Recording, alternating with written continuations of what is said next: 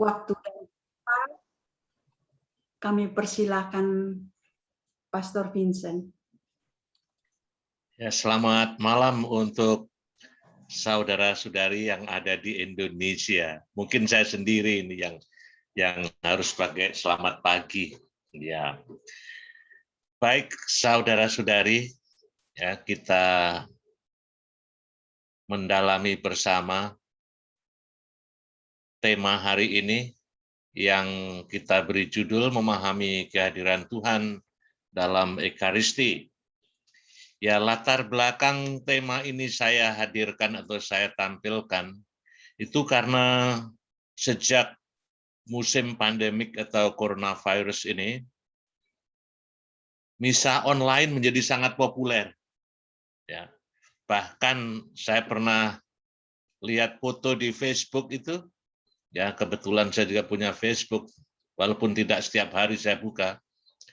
Saya lihat ada seorang ikut misa sambil tidur-tiduran.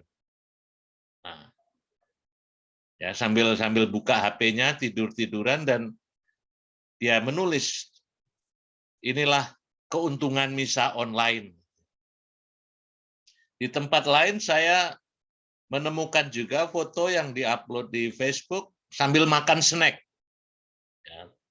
Di tempat lain sambil nonton TV, sport atau olahraga. Lalu saya berpikir, ini orang-orang ini memperlakukan atau memandang misa sebagai acara seperti di TV, olahraga, atau hiburan seperti musik, atau sebetulnya ini doa. Nah, itulah yang mendorong saya ya untuk sharing pada kesempatan ini atau malam hari ini dengan saudara-saudari tentang memahami kehadiran Tuhan dalam Ekaristi. Ya, kita baca saja kolom pertama ini. Penyerahan final hidup Yesus kepada Bapanya terjadi melalui kematian dan kebangkitannya Paskah baru diantisipasi dalam perjamuan terakhir dan dirayakan dalam Ekaristi atau perjamuan Tuhan yang menggenapi Paskah Yahudi dan mengantisipasi Paskah terakhir gereja dalam kemuliaan Tuhan dalam kerajaannya. Injil Markus menghubungkan perjamuan terakhir dengan kematian Yesus dan kedatangan kerajaan Allah. Yesus mengubah Paskah perjanjian lama menjadi santapan perjanjian baru dalam darahnya. Nah, lalu di bawah kolom itu saya tulis Paskah perjanjian lama berbeda dari perjanjian baru. Nah, mari kita hening sejenak. Menurut saudara-saudari, dalam pikiran saudara-saudari, apakah ada perbedaan ini Paskah perjanjian lama dan perjanjian baru? Bukan tes ini ya, tapi kita renungkan sejenak. Ya, dalam Paskah perjanjian lama yang dikorbankan itu domba sungguhan. Ya, Anda boleh baca dalam kitab Keluaran ya. Sungguh domba berusia 1 tahun tidak bercacat. Ya. Tapi setiap tahun, nanti tahun depan ada domba lagi, begitu lagi ya. Dalam perjanjian baru hal itu tidak ada lagi. Atau dalam Paskah baru tidak ada lagi domba diulang-ulang itu. Atau banyak domba dikorbankan. Dombanya ialah Yesus anak domba Allah. Satu saja, ya. Yesus korbannya, Yesus imamnya, Yesus altarnya. Mungkin kalau orang Amerika bilang all in one. Tapi kok ada pastornya, Romo? Ya, dia bertindak oleh karena tahbisannya atas nama Yesus Sang Anak Domba Allah. Nah, itu bedanya, sedangkan dalam perjanjian lama, yaitu tadi, disediakan domba per tahun, yang menjadi seperti perayaan, diulang-ulang tiap tahun. Sedangkan Paskah baru sekali untuk selamanya. Maka dalam perayaan Ekaristi kita sering mendengar dalam anamnese itu ya, setiap kali ya kita merayakan Ekaristi ya, kita ambil bagian sampai kehidupan kekal, sampai ya, bertemu dengan Tuhan Sang Anak Domba dari muka ke muka. Bagi gereja Katolik, Ekaristi adalah puncak dari segala perayaan liturgi. Ya. Itu sebabnya ya perayaan Ekaristi menjadi sangat penting dan ditulis dalam 5 perintah gereja supaya dirayakan setiap hari Minggu yang adalah Paskah kecil. Lalu apa yang terjadi dalam perayaan Ekaristi? Dalam perayaan Ekaristi, Yesus mengidentifikasi roti sebagai tubuhnya, bukan melambangkan ya, tubuhnya, dan cawan atau piala sebagai darahnya. Ketika Yesus memerintahkan murid-muridnya untuk makan dagingnya dan minum darahnya, ini bukan diartikan secara harfiah, tetapi ini dari budaya Yahudi. Ya. Jadi daging dan darah itu sama dengan nyawa. Dia mengundang kita untuk mengambil nyawanya ke dalam pusat keberadaan kita, menjadi bagian dari hidup kita.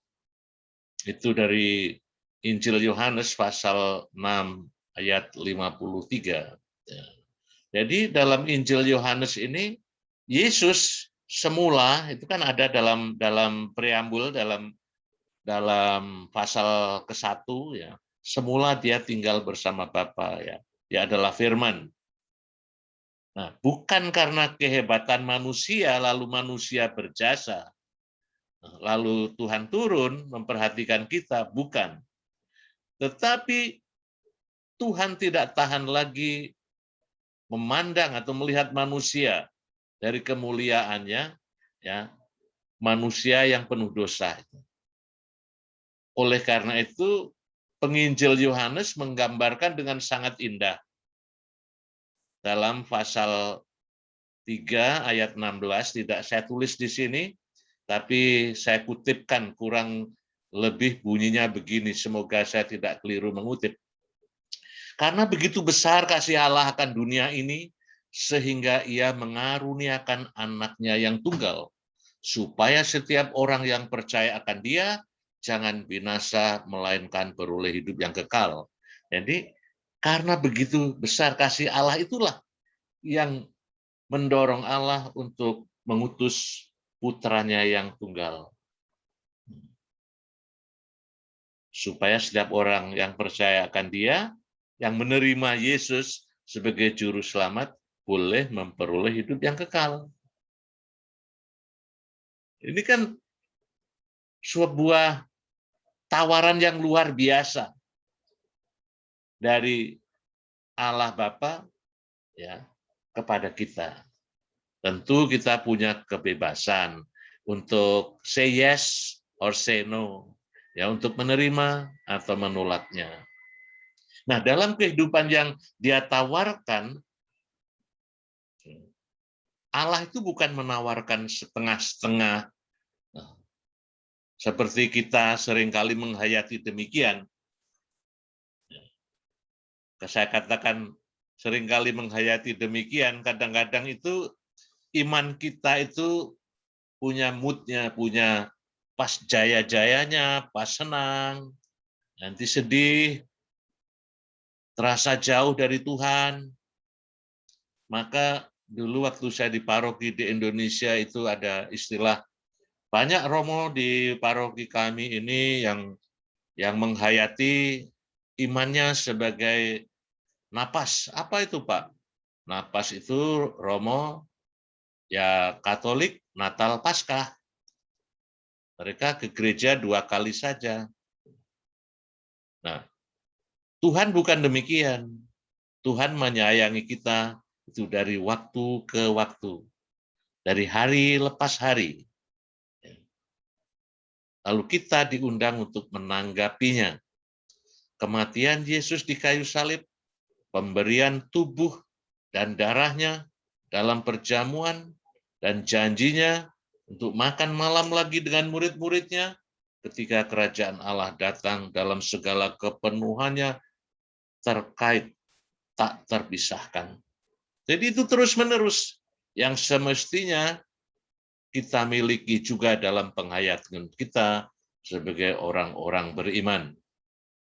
Kita adalah murid-murid Tuhan. Jadi mari kita tanggapi tawaran Tuhan ini dengan disposisi yang tepat. Bagaimana kita menyiapkan diri kita, menyiapkan hati kita, menyiapkan busana kita, bukan hanya busana material atau baju yang kelihatan, tetapi kita siapkan pula busana rohani, persiapan batin. Dalam perjamuan Ekaristi, Yesus senantiasa menawarkan tadi nyawanya untuk kita. Maka ketika kita menyambut tubuh dan darah Tuhan, kalau di sini karena diterima dalam dua rupa, ya, Yesus memberikan diri sepenuhnya. Maka kita pun diundang untuk menyambut Yesus dalam hidup kita secara penuh. Yang kita tindak lanjuti dengan kehidupan konkret. Bukan kita menerima dengan penuh di dalam gedung gereja, setelah pulang sampai di lapangan parkir, kita mulai sikut-sikutan dengan sesama pengendara, rebutan, mau cepat-cepat keluar dari lapangan parkir. Itu terjadi. Jadi kehidupan yang ditawarkan oleh Yesus itu kehidupannya sendiri. Kematian Yesus di kayu salib, pemberian tubuh dan darahnya dalam perjanjian dan janjinya ya, kepada kita yang ambil bagian dalam perjamuan itu peristiwa yang hendaknya kita gumuli dan kita hayati setiap hari. Lalu berikutnya kita sampai pada pertanyaan. Kita harus sering bertanya kepada diri sendiri, apakah kita haus untuk menyambut tubuh dan darah Tuhan dalam Ekaristi? Apakah kita haus untuk menyambut tubuh dan darah Tuhan dalam Ekaristi? Bagaimana kita menyiapkan diri kita untuk menyambut tubuh dan darah Tuhan dalam Ekaristi? Mari kita lihat dulu Ekaristi secara agak menyeluruh, ya, tetapi juga tidak terlalu detail. Persiapan. Persiapan ini bukan masalah merangkai bunga atau mengganti taplak altar sesuai dengan warna liturgi, tetapi persiapan menyeluruh. Itu sebabnya dalam kalender-kalender Katolik itu sering dicantumkan bacaannya. Baca, kalau Anda mau mengikuti misa harian, coba lihat dulu bacaannya apa. Bacaan pertama. Syukur-syukur kalau Anda ambil bagian ya membaca firman Tuhan bacaan pertama atau Mazmur, kalau pandai menyanyi. Jadi yang mempersiapkan misa bukan hanya Pak Koster atau romonya, ya, tetapi kita yang mau hadir dalam perayaan Ekaristi itu diharapkan ya menyiapkan, memahami bacaan yang akan ditampilkan dalam misa atau yang akan dipakai dalam misa itu. Entah itu misa harian atau misa hari Minggu. Dan itu juga perlu untuk saudara-saudari ketahui. Ketika Anda hadir misa atau dalam misa, Anda bisa memahami apakah pastor yang memimpin itu menyiapkan sungguh atau tidak. Jadi tidak ada salahnya. Kadang-kadang kita pergi ke misa, ya bacaannya tentang anak domba yang hilang. Tetapi pastornya tidak menyinggung teks Injil hari itu. Pastornya justru berkhotbah tentang pembangunan gereja. Padahal bacaan-bacaan hari itu tidak ada hubungan dengan pembangunan gereja. Altar dibangun, dipasang sebagai media untuk memberitakan firman. Bukan untuk mencaci maki umat karena umat tidak rajin berkolekte, tidak rajin menyumbang untuk dana pembangunan. Bukan. Setiap orang yang datang ke rumah Tuhan, entah pada hari biasa atau pada hari Minggu, diandaikan mereka haus untuk mendengarkan firman Tuhan dan untuk menyambut tubuh dan darahnya. Itu. Maka Anda pun diminta, saya tidak mengatakan dituntut, diminta untuk menyiapkan pikiran dan hati, dan tadi juga ya hal-hal material, hal-hal fisik, pakaian, ya, cara berdandan, tidak usah ya terlalu necis sekali yang enggak, tapi sopan di mata Tuhan dan sedap dipandang oleh orang lain. Ya. Kalau kita bilang jangan terlalu norak, ya ada banyak peraturan tentang itu, tetapi malam hari ini kita tidak akan membahas, ya mungkin nanti waktu tanya jawab kita bisa sharing. Lalu berikut ini saya mau menampilkan tentang Ekaristi atau gambaran Ekaristi di dalam kitab suci, khususnya Perjanjian Baru itu banyak sekali.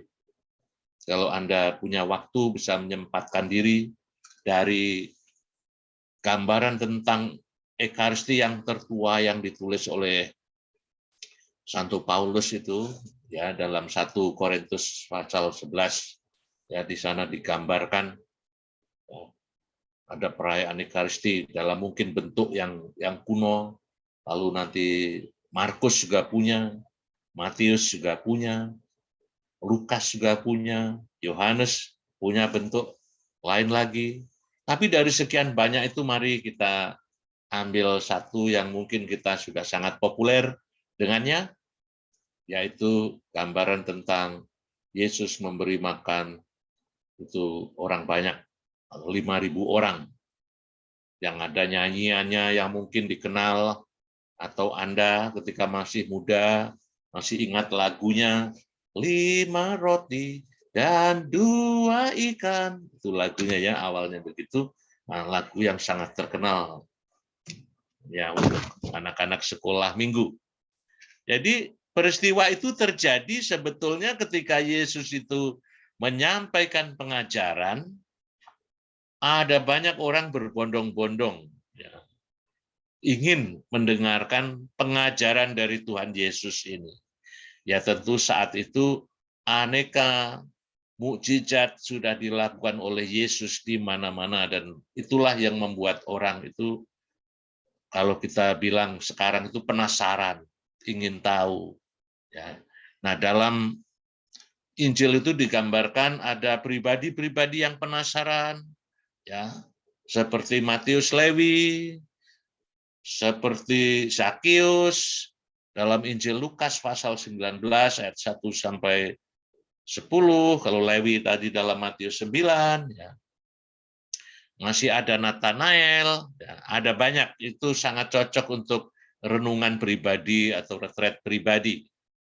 Tetapi ada juga kelompok yang modelnya itu gayanya itu berbondong-bondong, ya mengikuti Yesus rame-rame. Ya. Lalu salah satunya ya ini, yang duduk di rumput ini, yang 5.000 orang. Dapat diperkirakan itu total 15.000. Mengapa demikian? Ya, ini kan budaya Yahudi yang dihitung hanya laki-laki. Tetapi budaya pada waktu itu laki-laki tidak akan meninggalkan istrinya di rumah sendirian. Maka istrinya dibawa, anaknya ya juga dibawa. Nah, ingat tidak gambaran Yesus, Maria, dan Yosef pergi ke Nazaret? Nah, mereka pergi bertiga, pergi ke Mesir ya tentu Yesus masih kecil. Nah, itu gambaran keluarga Yahudi begitu. Ya, mereka pergi, nah, jadi dapat diperkirakan total ada 15.000. Sedangkan tadi murid-murid itu pertama ditanya oleh Yesus atau diminta oleh Yesus ya untuk memberi makan 5.000 orang atau 15.000 total. Apa jawaban murid-murid yang sudah dibina oleh Yesus? Ya. Uang ya dengan kerja 200 upah 200 hari tidak cukup untuk memberi makan 5.000 orang atau total 15.000. Jadi dengan kata lain, murid-murid yang sudah disiapkan, sudah dididik, sudah digembleng, sudah dilatih oleh Yesus ini lari dari tanggung jawab. Ya. Bahkan saya tidak tahu yang mana dari 12 itu yang mengatakan suruh saja mereka pulang atau membeli roti di warung-warung terdekat. Ya kan? Ini persis ya cara kita berpikir. Ya, kita kadang-kadang juga begini. Ketika kita diberi tanggung jawab agak berat, kita cenderung ya lepas tangan. Tidak peduli pada banyak orang yang sedang menderita kehausan dan kelaparan. Tetapi kalau kita orang karismatik bilang kan, haleluya, puji Tuhan. Ada satu rasul itu yang namanya Filipus. Filipus ini pasti orang kalau zaman sekarang itu orang yang gaul. Ya, bukan karena pinter main HP, ya, tetapi dia gaul. Dari orang yang berkerumun atau berkumpul di rumput, total tadi 15.000, kita bilang begini, kok bisa-bisanya dia menemukan seorang anak yang masih punya bekal yang belum habis dimakan, yang punya roti.